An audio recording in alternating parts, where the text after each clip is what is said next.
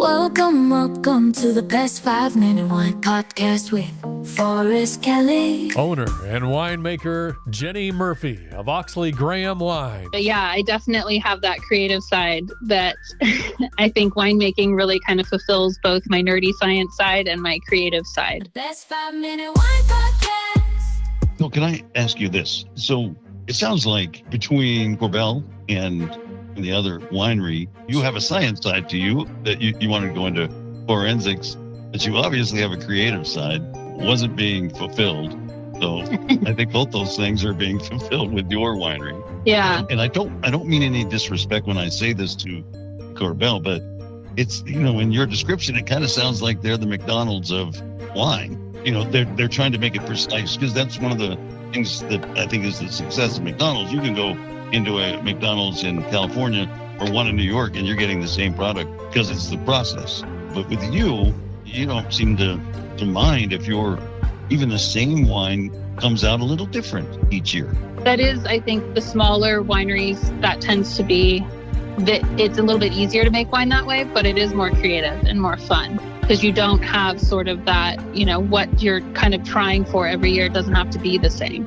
It can be better. It can be different. You can kind of grow as you figure out how the vineyard likes to perform and what barrels work well with it. And so I think there's always these incremental improvements you can make every year, which is really exciting as a winemaker.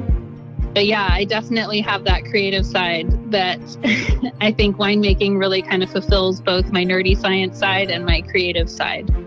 But I actually almost double majored in college in drama and chemistry, but I couldn't fit all the lab time in. So I had Truth to pick. Comes out. Yeah. So, and I went to Performing Arts High School where I grew up in San Jose. So there's definitely that creative side to me that I like all of that marketing and the labels and the package and, just coming up with unique wines that I think are really exceptional. Tell us where you are in California. So I make the wines in Sonoma County, California. Santa Rosa is where the winery. I'm currently in the motion of moving my production from Sebastopol to Santa Rosa. But it's all in Sonoma County. And that's wine country, just, south of wine country? It is the heart of Sonoma County wine country. It is just to the west of Napa. And then your vineyards that you work with, who are they? So I work with, up in Mendocino, I work with Alder Springs Vineyard, which is pretty well known, and there's a lot of producers making wine from there. They grow so many different varietals. Stu, the owner, he is a perfectionist, and his fruit is great, and his team is great. So it's really fun working with them. In Sonoma County, I have a few different vineyards. I have one in the Petaluma Gap region called Gap's View, one in Russian River Valley, Occidental area called Tenuta Ridge, where both of those are Pinot Noir. And the Albarino Vineyard is also in Russian River, kind of in Windsor area. The other Sonoma County vineyard is Fountain Grove District, McCoy Vineyard, which is where the Petit Verdot comes from.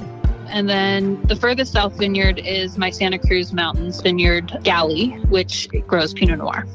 Okay, perfect.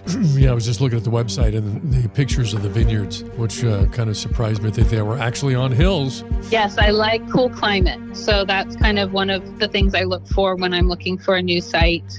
Some of the different varietals like Albarino, I have less choice, but I really was lucky to find Russian River because it's a lot cooler than a lot of places that varietal is grown. But I like cool climate. I like hillsides. So it's really fun to kind of scout vineyards. And I'm choosing vineyard partners. Most of them are family owned, smaller kind of run vineyards that you can really get to know the people that are farming it and, know that they're doing right by the land and the people that they have helping. Right. So, and it's a little easier because they're family owned, a little easier to align with what your vision is with theirs. And yes. Yeah, don't have to go through corporate loopholes. Go ahead, Doug. Yeah, I was just curious, what wine pairs well with the Best 5 Minute Wine Podcast? What wine I should be drinking while I'm doing my 5-minute wine podcast? Correct. Do you have a suggestion? I would drink my white blend. I have a beautiful white blend from Alder Springs Vineyard that's Chenin Blanc and Picpoul Blanc. And it's just a really fun middle of the day wine to kind of enjoy your podcast. Good answer.